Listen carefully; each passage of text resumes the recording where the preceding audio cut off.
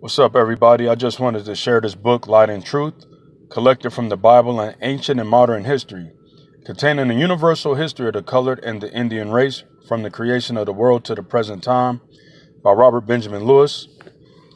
This book has a lot of good information. It's a very old book. Let's see what the book says about certain things. We claim to be of a Semitic or Shemitic lineage. So right here, it gives a description of what the Shemites looked like back in antiquity. These were the generations of Shem, after their families and tongues and their countries and nation. They were called blacks by a Grecian historian. And this is page 15. So we see right here that the Israelites and the Shemites, which the Israelites derived from, were a people of color. Why is this important? Because here in America, colonialism has whitewashed the images of the ancient Israelites, the disciples, the apostles, all the forefathers and foremothers within scripture and history. So it's very important that we know who we are, where we derive from, what stock of people we came from. Let's look at some other information briefly.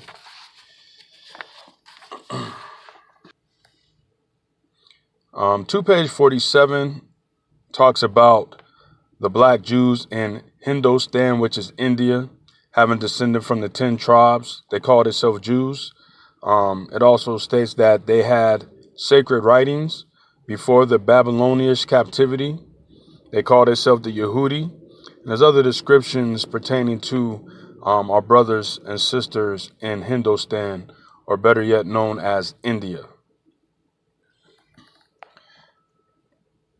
On page 249, it goes into the account of the Indian tribes in America with Columbus and the colonizers coming over here, him and De La Casa, how they describe how the Native Americans' customs resembled that of the 10 lost tribes of Israel.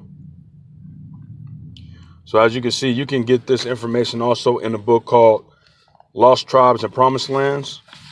Goes into deep detail about that account.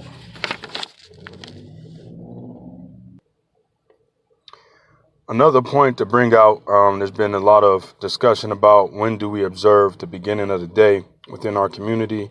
Here it states that the Athenians and Jews began their day at sunsetting. So you see right there that according to history, scholars, and the Bible, that we start our day at sunset. A custom followed by the Austrians, Bohemians, Silesians, Italians, and Chinese. Right there, you see the Babylonians, Persians, Syrians, and most of the Eastern nations began their day at sunrise. So if you're observing sunrise, you're most likely following Babylonian customs. The Egyptians and Romans began their day at midnight and are followed by the English, Americans, French, Germans, Dutch, and Portuguese. So you can see that we're under a Roman modeled society. We're actually an extension of Rome. And we are spiritual Egypt, according to the scriptures. And when you look at the artifacts and the monuments here in America, and even on your dollar bill, you see a lot of Egyptian symbolism. The Arabians began their day at noon. So here in America, we follow Roman and Egyptian rule, which is corroborated by the scholars.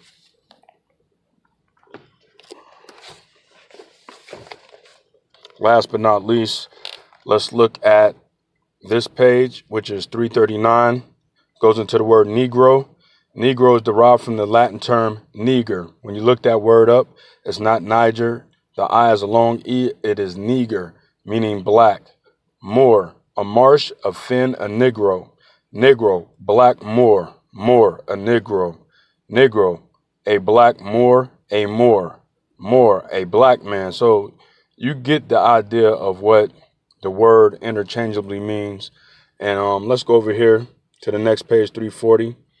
It says, Micah, the Morishite, a prophet of the Moors, prophesied in the days of Hezekiah, king of Judah, and spake to all the people of Judah, the Moors. So right here you see that it is saying that the Judites were Moors or Negroes. So once again, history and scholars and scripture tells you who the people of the book are, what they looked like. So I would definitely recommend this book right here, Light and Truth. If you're able to, you can download the PDF for free.